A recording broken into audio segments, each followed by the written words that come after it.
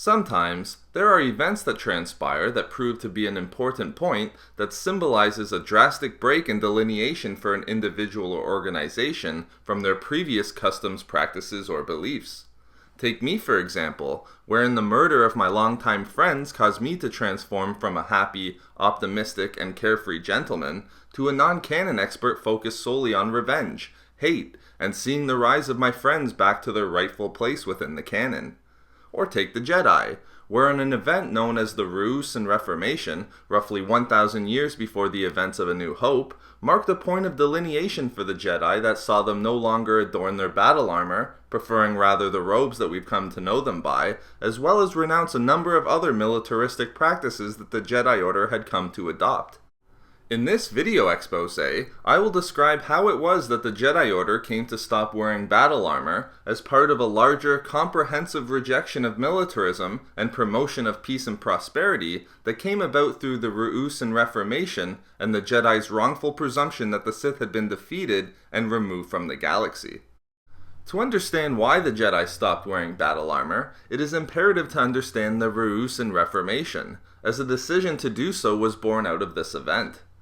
The Ruusan Reformation was the name given to the reforms that were enacted approximately 1,000 years before the events of A New Hope by then-Chancellor Tarsis Valorum following the end of the New Sith Wars, which saw the restructuring of the Galactic Republic and that brought profound changes to the Jedi Order. The Ruusan Reformation was a direct product of the ending of the New Sith Wars, a 1,000-year-long conflict between the Jedi Order and the Sith Order, 2,000 years to 1,000 years before the events of A New Hope. This millennium-long period was a particularly troubling and trying time for the galaxy, as it was characterized by the remarkable rise of the Sith, a decline of the Galactic Republic, and a spectacular growth in the militancy of the Jedi Order in their effort to defeat the Sith. The final century of the New Sith Wars saw tremendous military conflicts, as the Sith organized themselves into the Brotherhood of Darkness, and the Jedi organized as the Army of the Light, culminating in the crucial final battle of the war, the Seventh Battle of Ruusan. At the Seventh Battle of Ruusan, the New Sith Wars ended in what was believed to be a decisive victory for the Jedi and the Republic over the Sith's Brotherhood of Darkness, as it was thought that every last Sith was eradicated as a result of the Brotherhood of Darkness's leader, Lord Khan, desperately and foolishly unleashing a thought bomb that destroyed every Force-sensitive individual within the blast radius, including every Sith. Fortunately for the Jedi, a majority of their Army of the Light was able to retreat from Ruusan before the thought bomb was detonated. However, it needs to be mentioned that the extent of the Jedi's victory and the total defeat of the Sith was premised on a fallacy, and played into the deception orchestrated by Darth Bane, as Bane survived the New Sith Wars with the Jedi being unaware of his existence, thereby allowing the Sith to build and gain power in secret through Bane's rule of two, while the Jedi believed that they were extinct.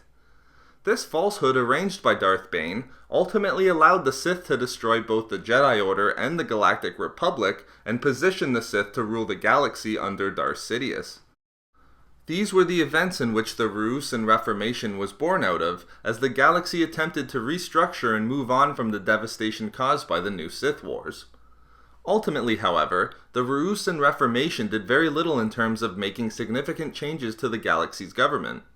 The primary change that the reforms brought in terms of galactic government was a change in the representation within the Senate, as the millions of sectors in existence previously were reorganized into 1,024 sectors in order to reduce corruption by decentralizing power away from the powerful worlds of the core, which had benefited by having the most representation. However, whereas the galaxy system of government did not experience much change, the Ruusan Reformation ushered in significant adjustments for the Jedi Order, which explain why the Jedi stopped wearing battle armor. With the presumed extinction of the Sith, the Jedi Order prepared for a future of peace and prosperity, having come to consider the Sith as nothing more than a painful relic of their past. To prove to the Republic that the Jedi Order had no intention of becoming a conquering army after the Sith were defeated and removed from the galaxy in the New Sith Wars, the Jedi Order renounced militarism and made a number of symbolic measures to demonstrate that they would focus solely on keeping the peace. One of these measures, motivated by their move away from militarism, was the Jedi's decision to abandon their battle armor. However, abandoning their battle armor was not the only significant adjustment made by the Jedi in their attempt to symbolize their future without a focus on militarism. The Jedi also renounced all military ranks within the Order, including the rank of Jedi Lord.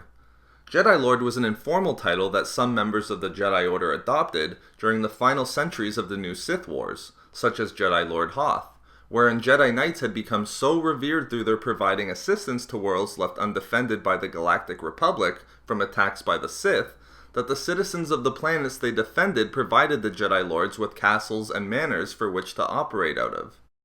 Further, the Ruusan Reformation led the Jedi to make other decisions motivated by their new anti-militarism position, such as dissolving the Jedi Order's Commander-in-Chief, disbanding their naval, army, and starfighter forces, and placing themselves under the direct oversight and supervision of the Chancellor and Judicial Department of the Republic.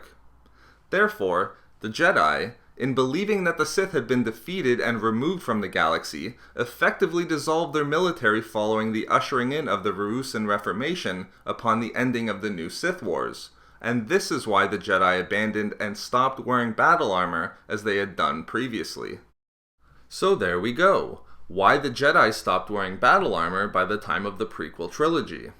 We love making these videos, so why not subscribe for more fun Star Wars theories and discussions? Also, if you enjoyed the video, think about giving a like or leaving a comment. If not for me, for the Bouncer La.